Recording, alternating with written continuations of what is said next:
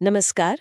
आज हम चेन्नई में हाल ही में सामने आए एक काफी सनसनीखेज मामले पर बात कर रहे हैं। ये सब शुरू हुआ जब एक जाने माने एक्टर श्रीकांत, जिन्हें श्रीराम भी कहते हैं, उनकी गिरफ्तारी हुई। हाँ, तमिल तेलुगु फिल्मों के एक्टर है वो।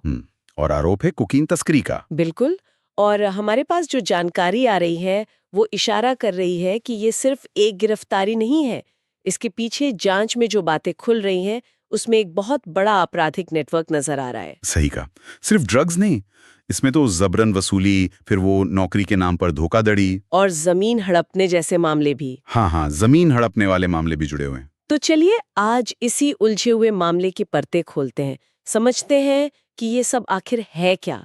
तो शुरुआत, जैसा मैंने सुना, एक पब से हुई, नुंगमबक्कम में। जी, नुंगमबक्कम के एक पब में एक मामूली सी लड़ाई हुई थी। लड़ाई? हाँ, लेकिन उसमें कुछ लोग थे जिन्होंने रौब दिखाया कि उनके बड़े पुलिस अधिकारियों से कॉन्टैक्ट्स हैं। अच्छा, और वहीं से पुलिस की नजर पड़ी। बिल्कुल। उसी के बाद पुलिस ने थोड़ी निगरानी रखी और फिर गिरफ्तारी हुई प्रसाद की। प्रसाद ये AIADMK के पूर्व IT विंग अधिकारी थे, है ना? हाँ, पूर्व IT विंग पदाधिकारी। तो तकनीक और संपर्कों का इस्तेमाल शायद जानते थे। और शुरू में लगा कि ये प्रसाद ही श्रीकांत वगैरह को कोकीन सप्लाई करते थे, ड्रग्स पार्टियां भी। हाँ, शुरुआती जांच में तो यही लगा कि भाई कोकीन खरीदी, आगे सप्लाई की, पार्टियां करवाईं। लेकिन मामला इससे कहीं ज्यादा गहरा निकला। बहुत ज्यादा। प्रसाद की गिरफ्तारी तो बस समझ लीजिए एक धागा था। इसको खींचा तो पूरा का पूरा एक मल्टी लेयर्ड क्रिमिनल नेटवर्क सामने आ गया।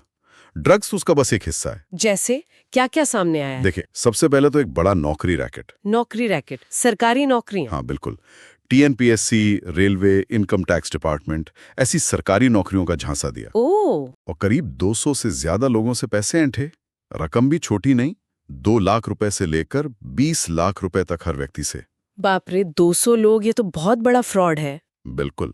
और फिर दूसरा पहलू है ब्लैकमेलिंग का। ब्लैकमेलिंग कैसे? आरोप यह है कि कुछ भ्रष्ट पुलिस अधिकारियों की मदद से लोगों के कॉल रिकॉर्ड्स, लोकेशन डेटा, ये सब अवैध तरीके से निकाला जाता था। अरे, मतलब पर्सनल जानकारी का इस्तेमाल ब्लैकमेल करने के लिए। एग्जैक्टली। ये तो सत्ता का बहुत गंभीर दुरुपयोग है। और तीसरा, आपने जमीन हड़पने की बात की थी। हाँ, एक पूरा गिरोह। इसमें अजय वंडायार जैसे लोगों के नाम आ रहे हैं। इन पर आरोप है कि ये लोग जाली दस्तावेज बनाते थे और फिर संपत्तियां हड़प लेते थे, खासकर उन लोगों की जो बाहर रहते हैं, मतलब NRIs। NRI की प्रॉपर्टीज। और इसके लिए क्या कोई कंपनी वगैरह भी बनाई थी? जी हाँ, बाकायदा एक ट्रस्ट और एंटरप्राइज के नाम पर, AJ ट्रस्ट एंड एंटरप्राइजेस करके। ये सब दिखावटी कंपनियां थी। ये तो वाकई एक पूरा मकरजाल जैसा है। तो फिर एक्टर श्रीकांत का इसमें क्या रोल था? मतलब प्रसाद के अलावा और क्या सबूत मिले? देखिए, प्रसाद से पूछताछ में नाम तो आया ही श्रीकांत का। फिर जब उनके घर पे रेड हुई तो वहां से कोकीन बरामद हुई। अच्छा। घर से मिली। हाँ। और उनका ड्रग टेस्ट भी करवाया गया, वो भी पॉजिटिव आया। ओह। और इतना ही नहीं, पुलिस को डिजिटल सबूत भी मिले हैं।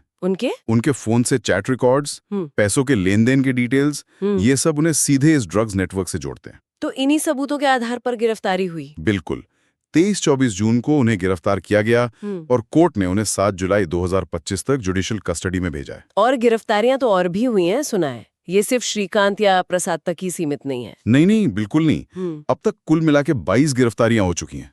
22 लोग? हाँ, इसमें कुछ पुलिस अधिकारी भी शामिल हैं और वो अजय वंडियार भी। अच्छा, वंडियार भी गिरफ्तार हो गया? जी। और इसके अलावा 5 और लोगों को गुंडा एक्ट के तहत हिरासत में लिया गया है। गुंडा एक्ट? हाँ, वो प्रिवेंटिव डिटेंशन वाला कानून है।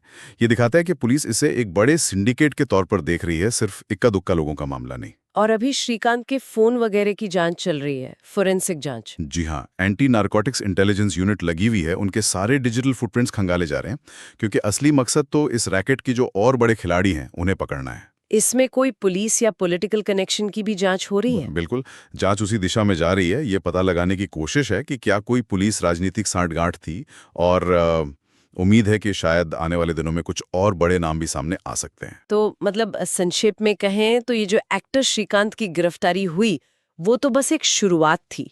इसने चेन्नई में फैले एक बहुत बड़े आपराधिक नेटवर्क का भंडाफोड़ कर दिया है, जिसमें ड्रग्स है, नौकरी घोटाला है, ब्लैकमेलिंग, जमीन पर कब्जा और शायद राजनीतिक कनेक्शन भी। हाँ, शायद वो भी एक कोकीन केस से शुरू होकर ये एक मल्टी लेयर्ड स्कैंडल बन गया है। वाकई।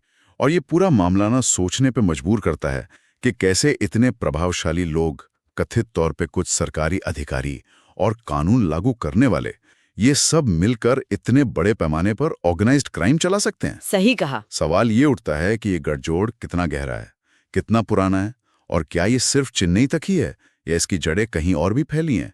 इसका पूरा सच सामने आना भी बाकी